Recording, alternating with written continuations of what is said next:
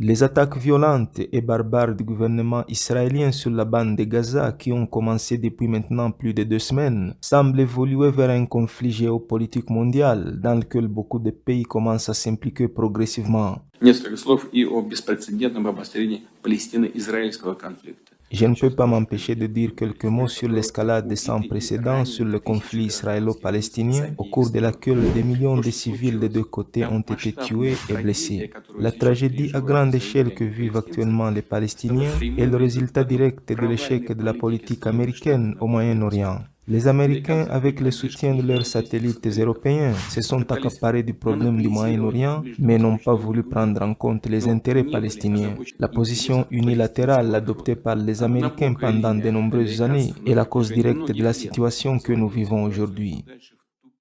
Assalamu alaikum, bienvenue sur Vérité Din.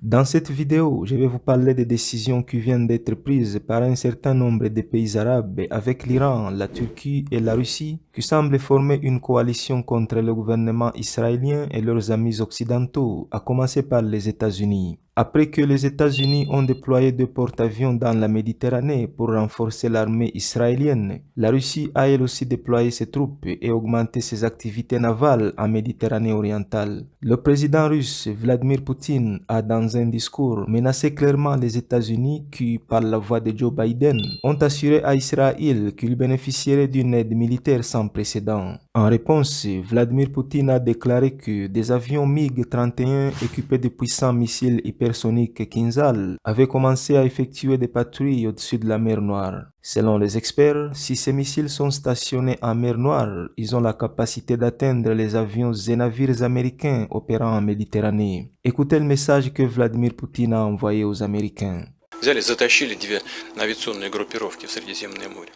Les États-Unis ont envoyé 2 porte-avions dans la mer Méditerranée, et ce que je vais dire ici n'est pas une menace. J'ai donné l'ordre à l'armée de l'air russe d'entamer des missions de patrouille en permanence dans la zone neutre de l'espace aérien au-dessus de la mer Noire, et nos avions MiG-31 sont maintenant armés de missiles Kinzhal. Vous savez bien que ces missiles peuvent frapper des cibles se trouvant à 2000 km et ont une vitesse de plus de 1000 km par heure.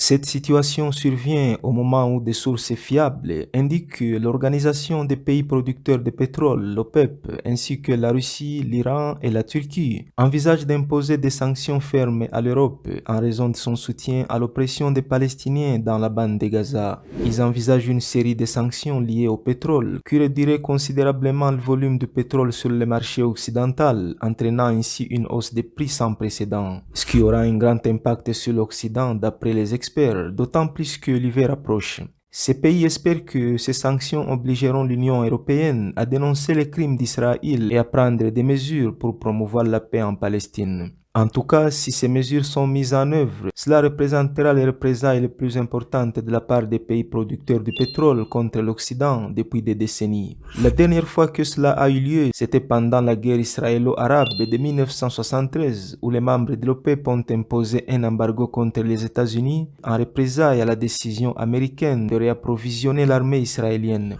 Que pensez-vous de cette évolution? Croyez-vous que cette fois-ci les États arabes qui ont toujours été critiqués d'inaction et de l'abandon des Palestiniens veulent se racheter? À votre avis, est-ce que ce genre de sanctions liées au pétrole peuvent vraiment amener l'Occident à sortir de son hypocrisie et arrêter de cautionner les crimes de guerre à Gaza? Partagez votre point de vue dans la section commentaires ci-dessous. Et je termine en priant pour les habitants de Gaza afin que Dieu leur donne la patience et la force de continuer la lutte contre les criminels occupants de leur terre. Assalamu alaikum.